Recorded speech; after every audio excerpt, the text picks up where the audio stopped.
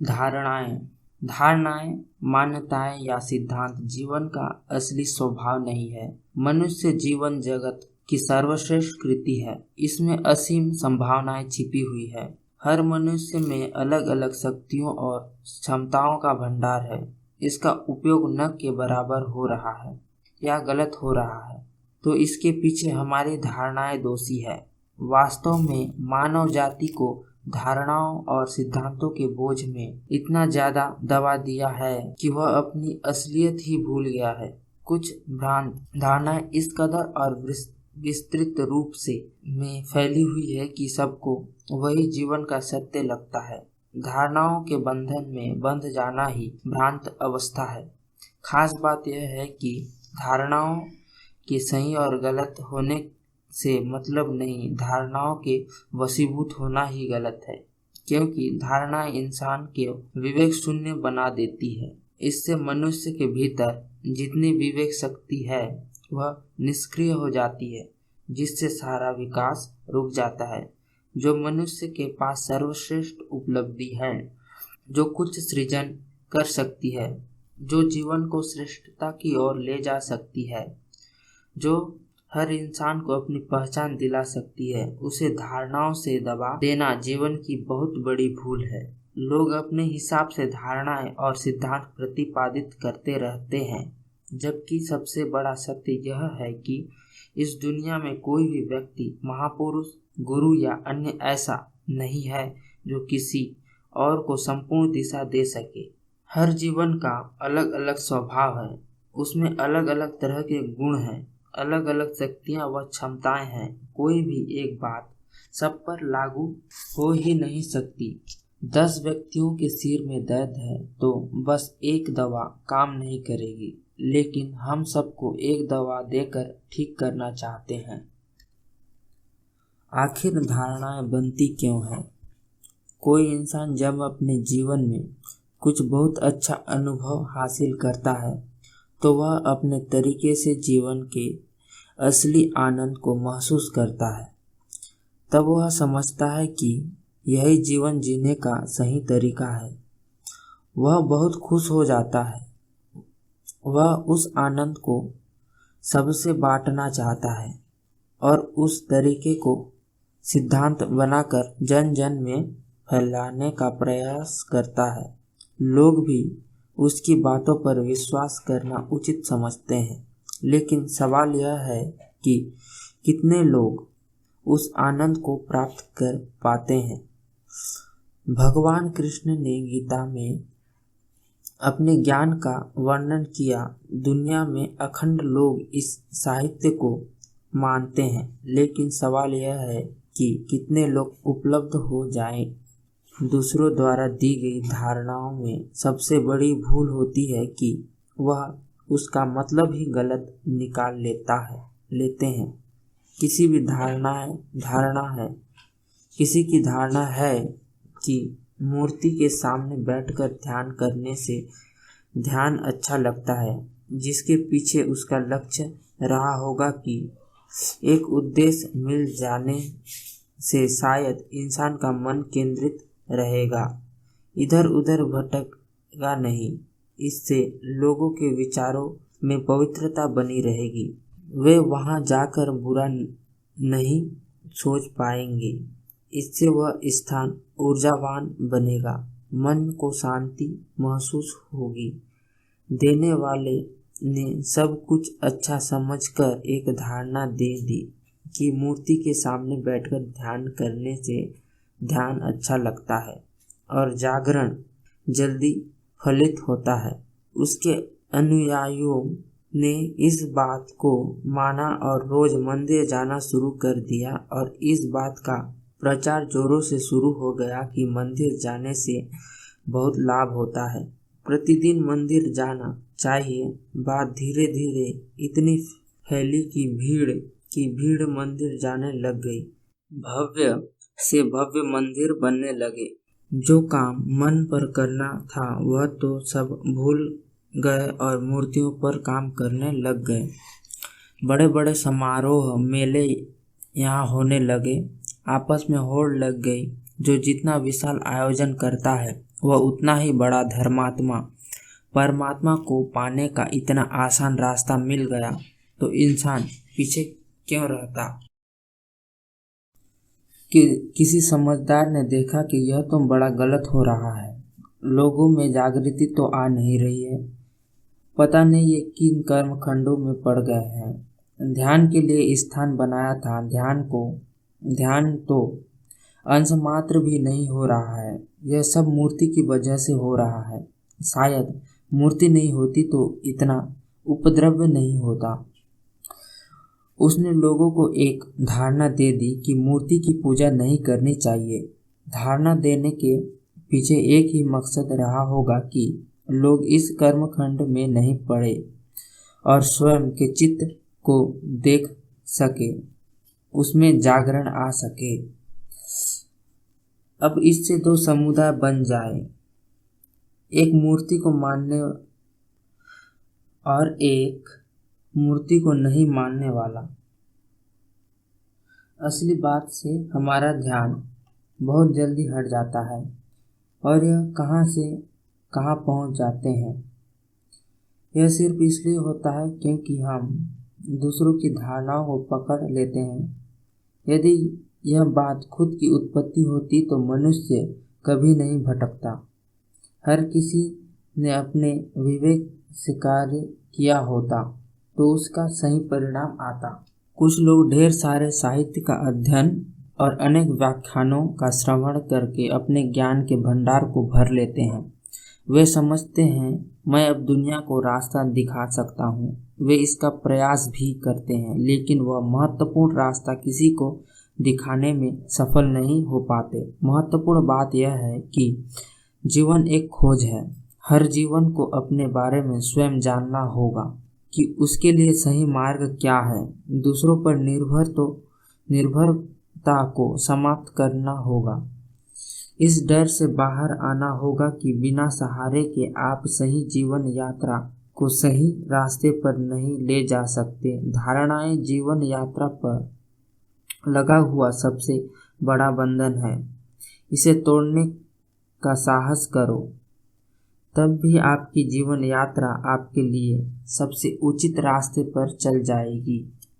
अब तक जीवन पर मेहनत करने के पश्चात भी आपको कुछ हासिल होता दिखाई नहीं दिया तो यह छोटी सी बात समझने की हिम्मत जुटा लेना काम बन जाएगा। इस दुनिया में बहुत से ऐसे व्यक्ति हुए जिन्हें हम महापुरुष, भगवान बुद्ध पुरुष, गुरु आदि नामों से पुकारते हैं। इनकी भी बड़ी संख्या है।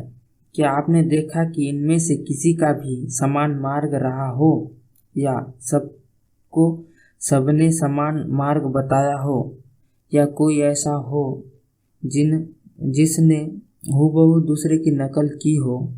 सब में बहुत अंतर है, यहाँ तक कि कई बार तो वे एक दूसरे के विरोधी तक लगते हैं। लेकिन यह भी सत्य है कि सब उपलब्ध पुरुष हैं। इससे यह भी साबित हो जाता है कि उपलब्ध वही होता है जो स्वयं अपने जीवन की खोज कर सकता है। हम उन्हीं लोगों को पूछते हैं जिन्होंने नई खोज की है, लेकिन हम स्वयं नई खोज करने का साहस नहीं जुटा पाते, क्योंकि हम यह मान लेते हैं कि वे तो विशेष पुरुष थे, उनको तो परमात्मा का विशेष आशीर्वाद प्राप्त था। हम तो बहुत ही सामान्य इंसान हैं, हम में वह सामर्थ्य कहाँ? यही एक बंधन हमने अपने ऊपर बांध रखा है। वे विशेष इसलिए थे क्योंकि उन्होंने यह बंधन अपने ऊपर नहीं बांध रखा था। जरा अपने को मुक्त करो तो पाओगे कि आपको भी सत्य दिखाई देता है। यह कोई जरूरी नहीं कि हर इंसान का बड़ा नाम हो, हर एक के इतने अनुयायी हो। यहाँ पर यह विषय नहीं है। विषय सिर्फ इतना है कि सत्य को दूसरों की आंखों से देखने का प्रयास बंद करो। सत्य को स्वयं की आंखों से देखो तो जो भी दिखाई देगा वह आपके लिए उपयोगी होगा। माँ तो दूसरों के बताए रास्ते पर चलने से या दूसरों की नकल करने से उपलब्ध नहीं हुआ जा सकता, क्योंकि अब तक कोई नहीं हुआ। सबको अपना अपना रास्ता खोजना पड़ा, लेकिन हम सब नकल करने में विश्वास करते हैं। यह देखने की कोशिश नहीं करते कि सही क्या है और गलत क्या है। जिस बात को सभी लोग मान रहे हैं उसी को हम भी मानने लग जाते हैं, उसी में हम अपने आप को सुरक्षित समझते हैं। यह एक ऐसी परिपाटी बन जाती है कि हजारों वर्षों से लोग उसी रास्ते पर चलते रहते हैं। बच्चा पैदा होता है तब से उसे उसी रास्ते पर चलने की शिक्षा दी जाती है और वह अपने जीवन में इतना अधिक पाता है कि सभी लोग उसी रास्ते पर चल रहे हैं, हर कोई यही बात कर रहा है, तो वह भूल ही जाता है कि मेरा रास्ता कुछ अलग भी हो सकता है। यह जीवन का सबसे बड़ा भटकाव है। भीड़ के पीछे सुरक्षित रास्ता समझकर चलना जीवन का सबसे बड़ा भटकाव है। यह सबसे बड़ी त्रासदी हम सामूहिक रूप से झेल रहे हैं। हर इंसान को अपना रास्ता खोजना जरूरी है। हर इंसान में अलग अलग गुण हैं, उनकी पहचान वह स्वयं ही कर सकता है। इंसान में खुद में इतना विश्वास होना जरूरी है कि वह अपना रास्ता खुद खोज सके। हमेशा दूसरों से मांगते रहने से सिर्फ व्यर्थ ही मिलेगा, वह आपके कुछ काम का नहीं है। यदि दूसरों के पीछे लग जाओ तो वह रास्ता आपके लिए उपयोगी नहीं होगा। आप हमेशा दुविधा महसूस करोगे। आपकी ऊर्जा किसी और तरफ ले जाना चाह रही है और आप किसी और तरफ जा रहे हैं, तो आपको बार बार यह महसूस होगा कि मैं कुछ गलत जा रहा हूँ। लेकिन भीड़ से बाहर निकलकर अलग चलने की हिम्मत भी आप नहीं जुटा पा रहे हैं। यह स्थिति इंसान को बड़ा कमजोर बना देती है। लोग कहते हैं हमें अपने आप पर विश्वास नहीं होता, बड़ा डर सा लगता है। जो लोग उसके एक रास्ते पर चलने की बात कर रहे हैं वे इस समाज के साथ बड़ा गलत कर रहे हैं। हर इंसान किसी भी रास्ते पर चले पर अपनी समझ से तो ही कुछ बेहतर हो पाएगा। किसी के अस्तित्व को मिटाने का किसी को कोई अधिकार नहीं है। हम मनुष्य हैं, जानवर नहीं। इस बात को कभी भूलना नहीं चाहिए। मनुष्य को जानवर की भांति नकल करना सिखा देने से बड़ा गलत कार्य और कोई नहीं हो सकता। आप यकीन करो, खुद के द्वारा खोजा गया मार्ग यदि थोड़ा गलत भी है तो भी उस मार्ग से ज्यादा विकास करेगा जो दूसरों द्वारा दिया गया किसी भी बेहतर मार्ग हो। बात सिर्फ मार्ग की नहीं, बात विवेक की है, सक्रियता की है, और वह सक्रिय है तो आपके शिखर पर ले जाएगा। यहाँ सारी बात आंतरिक यात्रा की हो रही है, निर्णय क्षमता की हो रही है, खुद पर विश्वास की हो रही है। यहाँ भौतिक रास्ते की बात नहीं हो रही है। दिल्ली जाना है, सब दिल्ली की ट्रेन में बैठे हैं और आप अलग करने के लिए मुंबई की ट्रेन में बैठ जाओ। यहाँ उस रास्ते की बात हो रही है। जीवन के बाहरी नियम हैं, वहाँ पर किसी से सीखना, नकल करना ठीक है, पर जब बात कुछ अध्यात्म की हो, कुछ सृजन की हो, कुछ मनोविज्ञान की हो, कुछ अनुसंधान की हो, कुछ दर्शन की हो, तो भीड़ से अलग आपका किरदार मुख्य है। यदि हम अपने जीवन में दूसरे को ज्यादा महत्व देते आए हैं तो आज से अपने किरदार को मुख्य बनाओ। हर बात में स्वयं की खोज जारी रखो। किसी भी मंजिल पर जाने का रास्ता स्वयं खोजना होगा। यह बात जीवन के हर क्षेत्र में लागू होगी, चाहे वह अध्यात्म की बात हो, धंधे की बात हो, गृहस्थी की बात हो, समाज की बात हो, शिक्षा की बात हो या स्वास्थ्य की बात हो। एक सवाल मन में आ सकता है कि क्या दूसरों को सुनना छोड़ दें? यह भी स्वयं को निर्धारित करना होगा कि आपको कितनी और कौन सी खुराक चाहिए। क्या सुनने, पढ़ने या जानने से आपको कितना फायदा होता है? किसी तरीके से आपको फायदा होता है? आपको चुटकुले सुनने से लाभ होता है या संगीत से, प्रवचन से, कहानियों से? किसको सुनने से आपको फायदा होता है? कहाँ जाने से आपको फायदा होता है? हर बात का निर्णय आपको स्वयं को करना होगा, लेकिन सब कुछ करने के बाद मुख्य भूमिका आपकी है। आपको यह ठीक लगता है कि कहीं जाने की जरूरत नहीं है। मैं अपने अनुभव के आधार पर सत्य का ज्ञान कर सकता हूँ, अपने जीवन की बेहतर राह निर्धारित कर सकता हूँ। सब कुछ आपको अपने विवेक से निर्धारित करना है। यह विषय में दूसरों द्वारा बताया हुआ रास्ता कुछ भी सहयोग नहीं कर सकता। इस तरह जैसे ही आप स्वयं का महत्व जान जाओगे, आपके जीवन में नवीन सूरज का उदय होगा। क्या सबको दूसरों को रास्ता बताना छोड़ देना चाहिए? यह मनुष्य का स्वभाव होता है कि जब वह जीवन का वास्तविक आनंद महसूस करता है तो वह उसे दूसरों में बांटना चाहता है। यदि हम अपनी आंखें खुली रखें, अपने विवेक को जागृत रखें, बिना सोचे समझे किसी बात पर विश्वास करना छोड़ दें, तो दूसरों द्वारा बताया गया रास्ता निश्चित रूप से सहायक सिद्ध हो सकता है। इन सब का महत्व है, इसे बहुत अधिक महत्वपूर्ण बनाया जा सकता है यदि हमें काम में लेना ठीक से आ गया तो। जो भी दूसरों से मिलता है वह ज्ञान भी बहुत काम का हो सकता है, पर इसका निर्णय स्वयं को लेना है कि वह किस प्रकार से कितनी मात्रा और किस समय मुझे काम में लेना है। दूसरों द्वारा दिया हुआ वही ज्ञान हमारे काम का है, जो हमें जगाता है, जो हमारे विचारों में हलचल पैदा करता है, जो जीवन के लिए मार्ग खोजने में स्वयं की भूमिका के बारे में चेतना देता है, जो मार्ग हमारे विवेक पर ताला लगाकर सिद्धांतों की लकीरों पर चलने पर जोर देता है, जो हमारे मन में भय पैदा करता है। वह ज्ञान नहीं, भ्रम है, और हम जीवन भर ऐसा भ्रम इकट्ठा करते जा रहे हैं। हमने अपने मस्तिष्क में भ्रमों का इतना भंडार भर लिया है कि उसे खाली करना ही मुश्किल हो गया है। जो बिल्कुल नहीं चाहिए उसको इतना ज्यादा एकत्रित कर लिया है कि हमारी पूरी चेतना ही विलुप्त हो गई है। हमने अपनी चेतना को चैन की नींद सुला कर शारीरिक क्रियाओं को बहुत अधिक महत्व दे दिया है।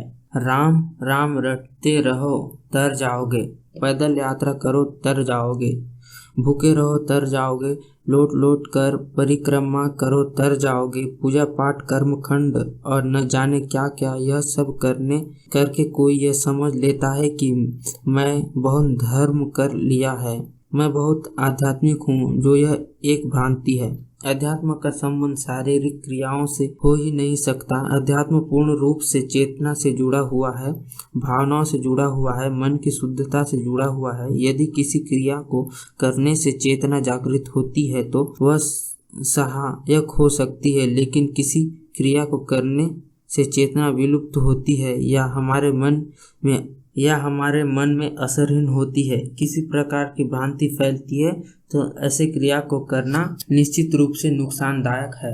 राम बड़ा पवित्र शब्द है। यह एक प्रतीकात्मक शब्द है। अलग अलग संप्रदायों में ऐसी दूसरे शब्द काम में लिए जाते हैं जो प्रतीकात्मक है, और उन सब का एक ही तात्पर्य है, मन की पवित्र भाव दशा। लेकिन हमने शब्द को पकड़ लिया और भाव दशा को भूल गए, पूरे धर्म को खोखला बना दिया है। राम के नाम पर लड़ना, अलगाव पैदा करना शुरू कर दिया है। आज किसी को भी लड़ना हो, बड़े से बड़े दंगा पैदा करना हो, दीवारें खिंचवानी हो, तो सबसे बढ़िया तरीका काम में लिया जाता है राम का नाम। अलग अलग संप्रदायों में के अलग अलग शब्द, क्या यही हमारा राम है? यह सब इसलिए हो रहा है क्योंकि हमारी आस्था शब्दों में है, क्रियाओं में है, भाव दशा में नहीं। यह राम राम बोल रहे हैं, लेकिन हमें तो राम का अंश भी नजर नहीं आ रहा। आज कितने भी अराजकतावादी तैयार किए जाते हैं, वे सिर्फ धर्म के नाम पर तैयार किए जाते हैं। जितने भी युद्ध लड़े जाते हैं धर्म के नाम पर, आज पूरी इंसानियत को खतरा हो गया है। आज इंसान को डर डर कर जीना पड़ रहा है, और सबसे बड़ा डर है उसे इंसान से ही। क्या हमें यह समझ में नहीं आता कि हम धर्म कर रहे हैं या अधर्म? क्या जो इंसान को इंसान से अलग करता है वह धर्म हो सकता है? क्यों किसी की भी बातों में आकर हम गुमनाम हो जाते हैं? क्या हमें ऐसी क्रियाओं को छोड़ नहीं देना चाहिए? क्या धर्म का पैमाना इतना काफी नहीं है कि जो इंसान के बीच अंतर सिखाता है वह अधर्म है, जो डरता है वह अधर्म है। क्यों हम इन बिंदुओं पर सोचते नहीं हैं? क्यों हम इतने भयभीत हो गए हैं कि गलत बात का अनुसरण भी चुपचाप करते रहते हैं? क्योंकि हमारा राम मर गया है, हमने अपना विवेक गिरवी रख दिया है। हमें हिम्मत नहीं है अपना रास्ता तय करने की। हमें पूर्ण रूप से नए तरीके से सोचना होगा, अपने किरदार को जागृत करना होगा, अपनी भूमिका तय करनी होगी। अपने जीवन की बागडोर दूसरों के हाथ में मत दो, नहीं तो वे हमारी नैया को मझधार में ले जाकर डुबो देंगे। अपने अस्तित्व की पहचान करो, अपनी सत्ता को देखो। जीवन भर दूसरों की सुन कर अपने अंदर में हमने इतनी खिचड़ी भर ली है कि पता ही नहीं चल रहा सत्य क्या है। बहुत समय बर्बाद कर लिया, बहुत मशक्कत कर ली, सब कुछ करके भी हाथ क्या आया। अब एक बार हिम्मत कर लो, इस सारे मलबे को उठाकर बाहर फेंक दो। डरो मत, क्या खतरा है? ईमानदारी से सोचकर देखो। यदि कुछ मूल्यवान नजर नहीं आता तो फिर उसका मोह छोड़ दो। कुछ बचा कर रखने का प्रयास मत करना, क्योंकि चादर एक ढको या 100, वह ढका हुआ ही रहेगा। जब एक भी चादर नहीं रहेगी तो वह खुलकर बाहर आएगा। जैसे ही आप बाहर से आए हुए ब्रह्मों को उठाकर बाहर फेंकोगे, आपके भीतर का राम आपको भीतर से रोशनी से जगमग कर देगा। आप निर्भय हो जाओगे, आप निडर हो जाओगे, आप सत्य की पहचान कर पाओगे और आप यह जान पाओगे कि जो राम इतना समीप है, इतना सुलभ है, इतना सरल है, उसके लिए आप यूं ही जीवन भर भटकते रहे। एक राजा का कमरा था, उसके शयन कक्ष में कमल के फूल का कुंडल था। रानी को उसके पानी में से गंध आने लगी। तुरंत हुक्म हुआ कि यह खुशबू की व्यवस्था की जाए। किसी की हिम्मत नहीं हुई यह कहने की इसे यहाँ से हटा दिया जाए। वहाँ पर कुछ खुशबूदार पौधे लगाने की व्यवस्था की गई, फिर भी रानी संतुष्ट नहीं हुई। वहाँ पर इत्र छिड़का गया, सिलसिला चलता रहा और पौधे आते रहे। तरह तरह की खुशबू का छिड़काव होता रहा। इतनी तरह की खुशबू मिलकर दुर्गंध का आभास देने लगी। कमरा इतना भर गया कि ठीक से चलने की भी जगह नहीं रही, पर किसी में यह कहने की हिम्मत नहीं हुई कि यह सब यहाँ से हटा दिया जाए तो बेहतर होगा। आखिर राजा का कमरा था, कौन कहने का साहस करे। एक दिन राजा को यह बात सूझी कि तुरंत ये सारे पौधे हटाया जाए और कमल का कुंडल भी यहाँ से हटा दिया जाए। आदेश का पालन हुआ और कमरा खाली कर दिया गया। अब कमरे में शुद्ध और ताज़ा हवा आने लगी। हम भी तो यही कह रहे हैं, एक धारणा से कुछ अलग होता हुआ नहीं दिखाई देता है तो दूसरी धारणा पकड़ लेते हैं। धारणाओं से अपने विवेक के कमरे को इतना भर लिया है कि इसके काम करने की कुछ जगह ही नहीं बची। जीवन इतना जटिल नहीं है जितना हमने उसे बना दिया है। हम भ्रमों को ज्ञान समझ रहे हैं और बोझ तले दबे पड़े हैं। अब कैसे छांटोगे कि कौन सा ज्ञान है और कौन सा भ्रम? बेहतर है बाहरी ज्ञान को छोड़कर भीतर के ज्ञान का दीपक जला लो। अपनी चेतना में वह सब कुछ है जो आपको जीवन में चलना सिखा देगी। परमात्मा ने आपको जन्म दिया है तो जीने की राह भी दी है। इतने आश्रित मत बनो। अगला विषय है गुरु।